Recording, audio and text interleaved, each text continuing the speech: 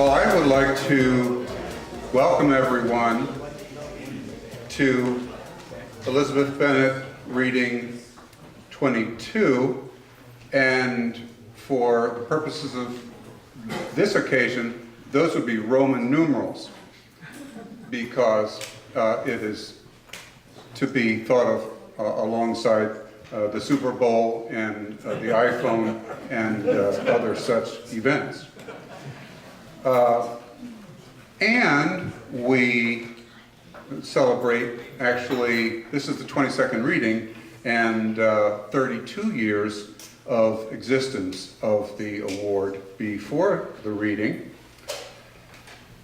The Bennett reading is our rites of fall, and it's our not vernal but autumnal celebration of demiurges and Dionysian things and all of that. The Bennett Award is the inspiration of two of Miss Bennett's former students, Caroline Cross Chinland and Andy Sanders, whom we are very fortunate to have among us tonight. And so I would like to ask Caroline and Annie to just give us a Windsor there, right? Windsor wave.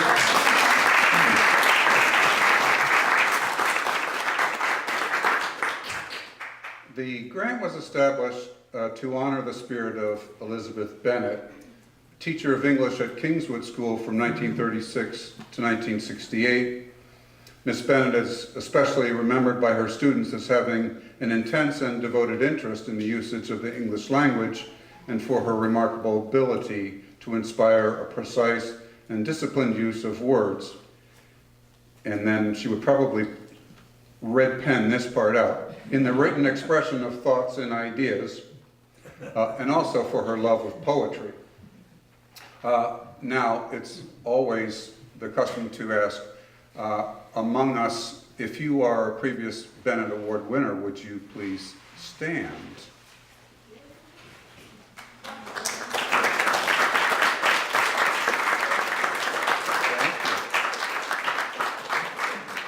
And still a more exclusive identifier, if you were a student of Miss Bennett's, would you please stand? Okay.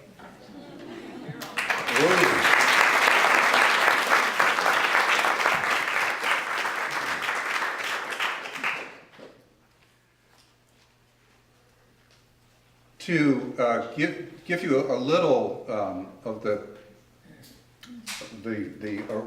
fragrance of the bouquet of this woman, I have always loved this comment that one of her students shared. It went on for a little while until the final sentence. One of her students: her work is thoughtful and mature, and she contributes much to class discussion. Occasionally she indulges in fine writing, a detriment to her usual clarity of expression. That's so fantastic. And then she said in another occasion, teaching is drudgery and frustration, and also the pleasure of seeing an idea caught and tossed back with embellishment, or amidst the welter of misspellings and awkward sentences, of finding an expression so imaginative and so compactly phrased that you wish you could have said it yourself.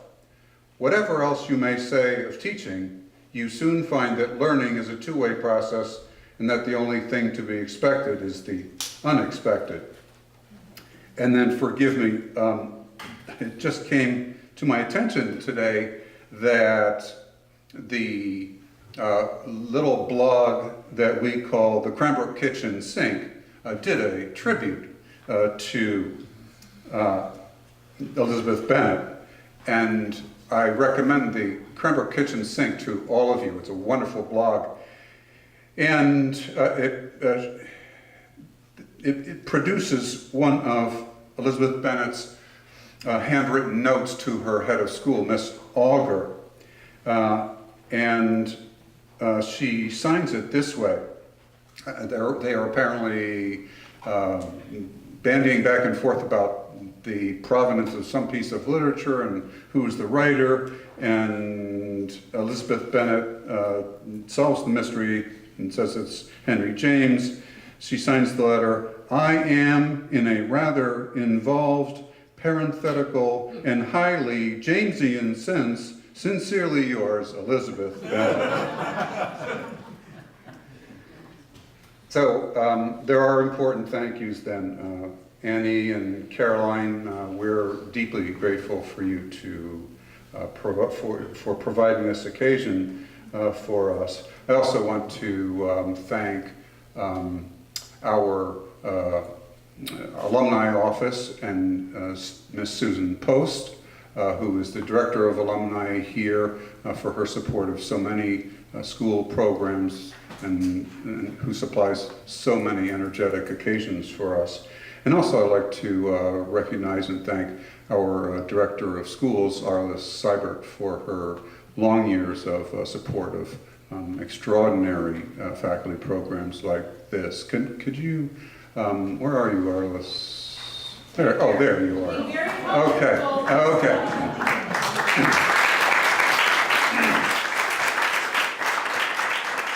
As we characteristically do, last year's winner is up first, and so we will ask Dr. Eglee Rodriguez-Bravo up first.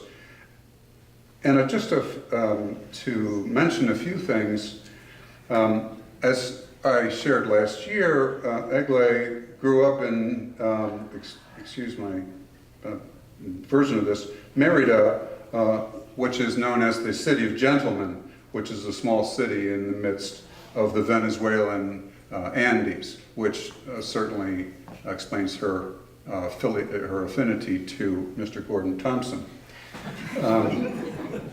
She was appointed in 2009 and has worked at Cranbrook teaching Spanish at all levels. And she is co-director of Bridge the Divide and the Diversity Committee and many clubs. She wrote an unforgettable portrait last year of her grandpa, Don Antonio, who attained the age of 111. He's a supercentenarian. And he also had won a kind of sainthood in that city.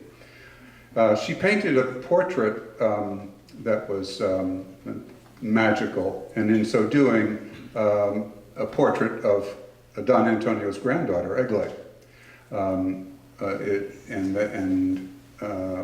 We're speaking of the incredible warmth that her writing fills a room with, and the lovely shades of honey and the light that is in those words, and the constant curiosity that Eglee's writing displays about all forms of human love and her deep sense of social justice.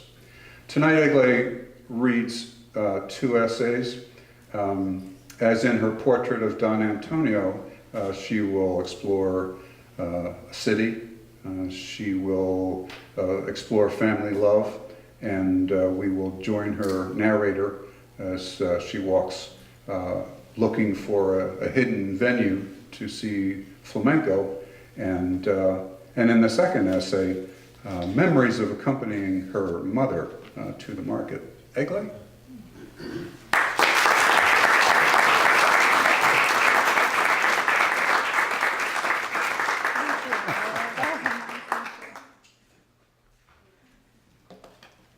Thank you, Charlie, for the very nice introduction you did.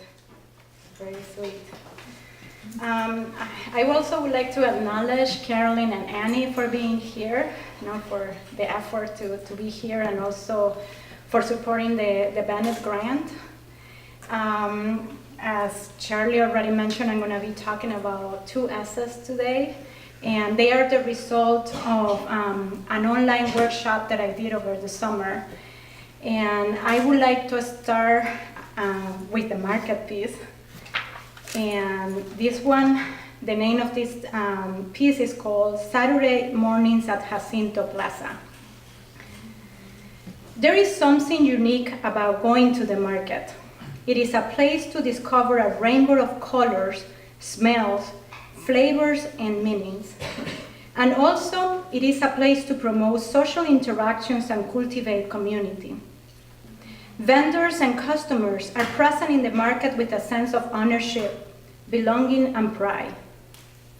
In many ways, the market represents the heart of the city, a reflection of its cultures and traditions. In my city, as in many other parts of Latin America, people often prefer the public market to supermarket because it offers better prices, quality, and variety. For people like me, going to the market is a sacred ritual, a visit to pay every Saturday to restock on fresh and local food, to remind me of a different reality away from the day-to-day work, and most importantly, to maintain a tradition that my mom began when I was very young. Almost every Saturday, my mom walked my younger brother Jaime and my little sister Miriam and me at 6:30 a.m. to take us to the market. It was not a fun time for a child like me who dreamed of sleeping in after a week of school. I covered my face with my blanket when I sensed Mamá coming to tell us, "Levántense, muchachones, es hora de irnos al mercado." Miriam took it even harder. "Odio ir al mercado. ¿Por qué tenemos que ir todos los sábados?" She moaned. But there was no possibility to bargain with Mamá. She needed us to help her with the bags. So I dragged my feet to the bathroom and got ready. A 15-minute ride in the bus took us to the entrance of the Mercado Municipal Don Jacinto Plaza de Mérida. The market was named after an indigenous and philanthropic man who distributed his fortune to help the poor at the end of the 19th century. From Thursday to Saturdays, vendors erected their stalls along an open corridor that ended in a parking lot that was also used for the market. At first sight, the place seemed disorganized, but in fact, the stalls were strategically located and we were able to find all kinds of products ranging from fruits, vegetables, and meat, to incense, handicraft, clothing, and accessories for the house. Mommy had her shopping points already designated. Señora Maria, the lady at the vegetable stand, greeted Mommy by name and knew exactly what the total of the purchase was going to be. 2 kilos of potatoes, 1 kilo of tomatoes, and another of onions. She spoke to Mama, who was a nurse, about her children and asked her for advice to treat a cold her son had. As a ñapa, a small bonus given for the purchase, Señora María gave Mama a head of garlic. Aquí tiene el ajo, Señora Miriam, para que aliñe la sopa. As we stopped at each stand, Jaime, Miriam, and I looked at each other with a sign of hope that Mama would not buy as much. The bags were getting heavier, and the sun was getting hotter. At the corn stand, Mommy told the farmers that the cups did not look as good as the last time. Señor Juan let her have 2 for 1, and I silently cried, Señor, no, por favor.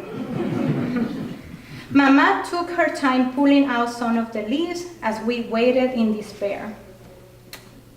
I could almost tell what type of aromas we were going to find at the market according to the time of the year. Around Easter, for example, the most predominant smell was smoked fish.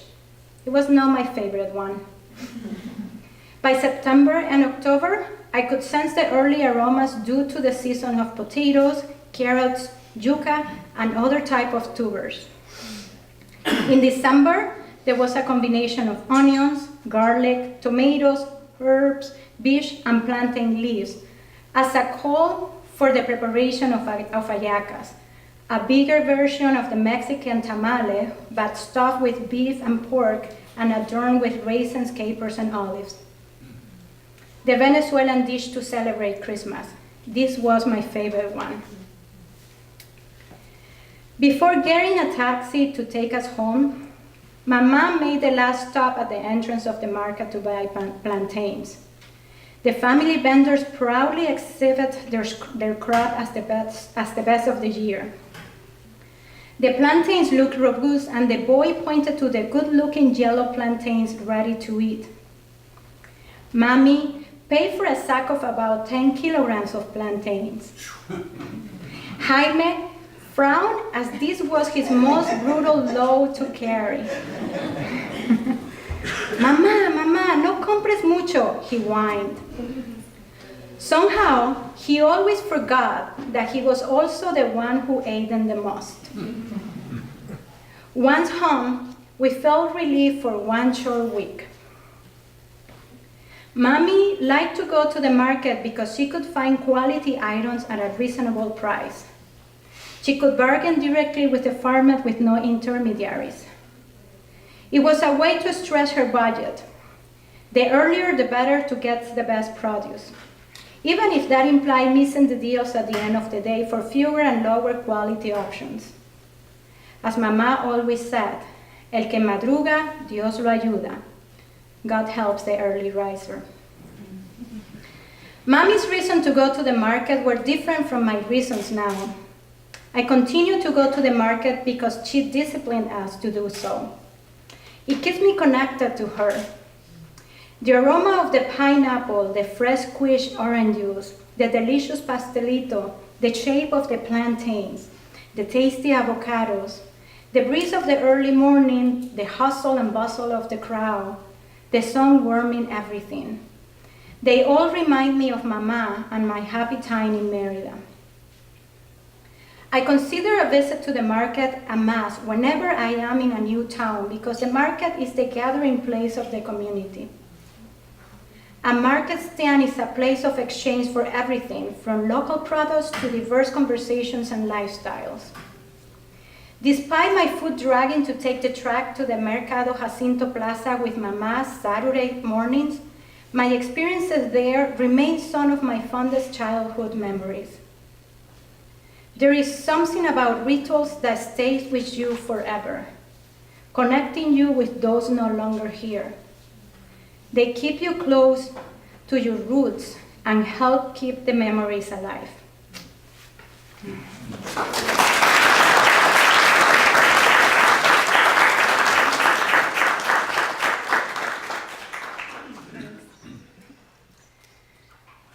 About a year and a half ago, I read a piece by Virginia Woolf called Street Hunting, a London Adventure. It's a beautiful piece that talks about going through London, walking from one side of the city to the other side of the city to buy a lead pencil. And in the essay, she describes what she sees, her interactions in the city with people, and I really connected to this piece, and I wanted to write something in those lines. So this is where I got my inspiration to write this piece. This piece is called In Search of La Carboneria. And I want to dedicate this piece to my colleagues in the department and also to my Spanish students. Getting to this place was not as simple as seeing it on the map. Anyone, especially non-native, could feel easily disoriented by the narrow, labyrinthine, and busy streets of Seville. I was no exception. I was a foreigner in a land that spoke my language, the language the Spaniard gave us, or I should say, imposed on us. I was in Seville because I was promoting the language and culture to my American students, but also because I was curious to be in La Tierra Madre, the motherland, as many Latin Americans refer to Spain. This phrase, La Tierra Madre, resonates in my mind as a reminder of, on one hand, of the oppression of the Spanish colonization in the Americas, and on the other, where pure Castellano, another word for Spanish, is spoken, as some may still believe. More importantly, it is also the land of flamenco, and some of the authors I read as a young girl. La Carboneria was on my list of to-visit places once in Seville, and I was determined to get there. According to a friend, this place was a great cultural experience, offering a free flamenco dance show, cheaper sangria, and simple but delicious tapas, traditional appetizers. Despite my map and the candid direction of a local who made the command sound so simple, from the Ayuntamiento de Sevilla to the Barrio San Bartolomé, I was lost in the ancient complicity of cobblestone pathways that reminded me that the Moorish were once a strong force in this region. The words of the local men kept ringing in my head. Hombre, it only takes 10 minutes. Just follow the same street all the way. But I had the feeling I was walking in circles.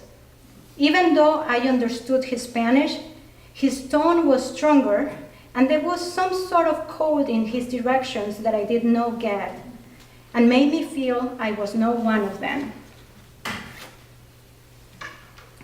My only point of reference was La Giralda, one of the few remaining Almohad minarets from the 12th century left in the world, serving now as the bell tower of the Cathedral of Seville.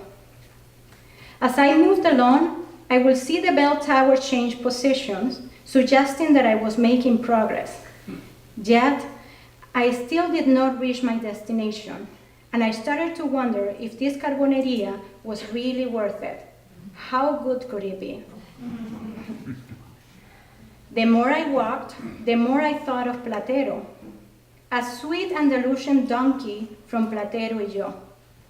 In the story, Platero guides his owner whenever the donkey wants to go. And in my imagination, Platero pointed with his nose to the charming facades on each side of the boulevards where we walk, so as to make me aware of the beauty of this place. Colorful flower pots hung from a second-floor veranda, with a display ranging from marigolds and geraniums to bougainvillea and orange trumpet vines, all speaking of the excitement and exuberance of this city. I continue my search for La Carboneria, but not without looking carefully at the names of the streets. Some of the names were of historical and legendary figures in encaustic ceramic tiles. While passing through Plaza de Doña Elvira, I was reminded of the classic play El Burlador de Sevilla, The Trickster of Seville, by Tirso de Molina, which I read in high school. This play speaks of love and treason. One of the houses around this plaza was where Doña Inés de Ulloa lived. She was the impossible love of Don Juan Tenorio, the character immortalized by this place. As I looked up, I could imagine Don Juan on the roof, trespassing from one house to another to seduce his woman. The houses in Seville are continuous from one another, and only the different warm colors of the walls distinguish them. These houses speak of the drama of Don Juan winning the bet against his friend of who will conquer first the novice Doña Inés and their enemy's girlfriend. But Don Juan ends up falling in love with Doña Inés, who dies of love because her father forbids them to be together. As I continue, I could not stop looking through inviting doorways that would show me a hidden courtyard where I believe the spirit of Doña Inés will appear to intercede for the soul of her lover.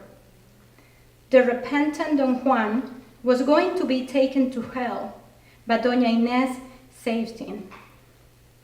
Each corner of the city spoke of not only history, but also romances. El Burlador is a mythical story. And I also began to think that so was La Carboneria.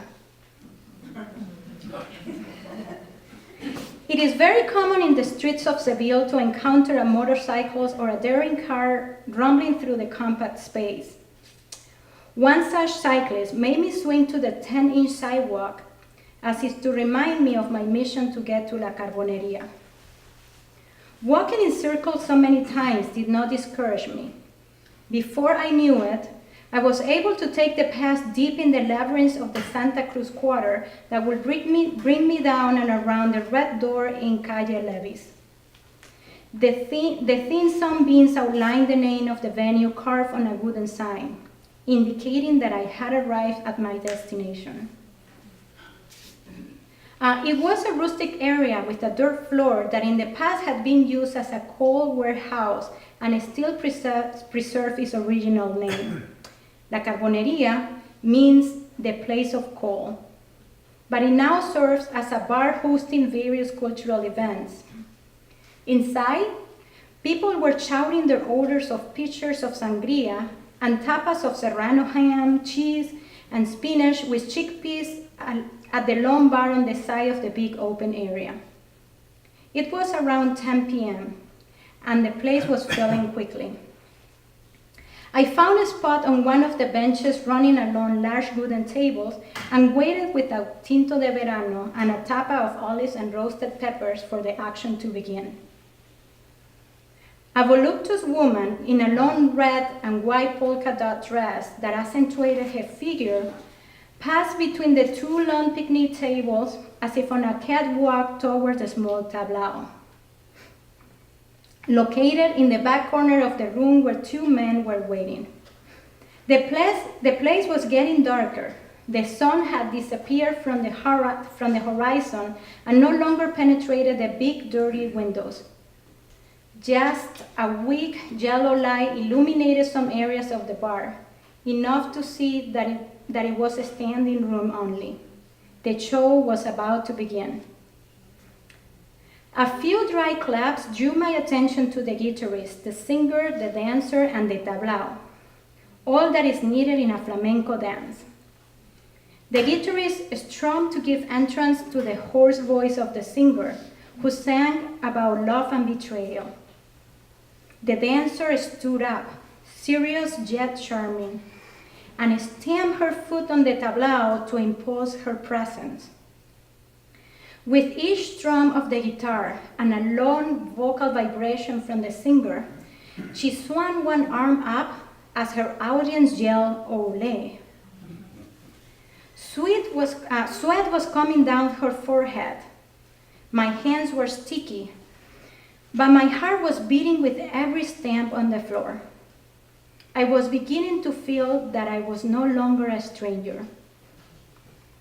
I have always had a heart for dancing and appreciation for music, as they are a form of expression that speak from the soul. I can breathe the sound, and the lyric quenches my inner thirst. Music and dance are an expression of the body and a universal language, an authentic reflection of the culture and the society. The first show was over, and I was thrilled to finally experience a real tablao as I imagined the gypsies from the old days. This show, however, was different, and I wanted it to remain this way. So I decided not to wait for the next one starting in 30 minutes. This one felt more human, no act put together. The dirt floor and the people made me feel grounded, connected. I wasn't sure how long it would take to get back to my hotel. So I left with the idea of taking a stroll and seeing where I will end up. After a few twists and turns, suddenly I sensed the smell of naranjo, the bitter orange tree. And as I walked more, the perfume became stronger. This tree only blooms in mid-March in the Andalusian cities. But this year was special, and it was the end of June, as it was the end of June. There was something familiar about this perfume, but I couldn't quite tell. Without hesitation, I let the delightful scent of azahar play with my nose while going into a hidden plaza that sheltered the Naranjo. Amazingly, the lush tree was still showing oranges. I sat for a while on the concrete step overseeing a predominant Catholic cross in the corner of the courtyard of this famous Jewish neighborhood, the Barrio Santa Cruz. And I began to scrutinize my memory. This was the same smell of the cajera known to Venezuelans, an orange that it is widely used to make a dessert. The smell reminded me of home when my mom bought these oranges once or twice a year to make us this delicacy. I could almost taste them. Just thinking about the oranges made me feel warm and nourished. There are many ways to find your way around a magic city like Seville, using GPS, a map, asking a local. But if you let your spirit free, you will experience its secrets, breathe the history in each wall, and see characters come alive. Here I had lost my way in Seville and found my way home all at once. Seville was not a foreign city after all. Thank you for your attention.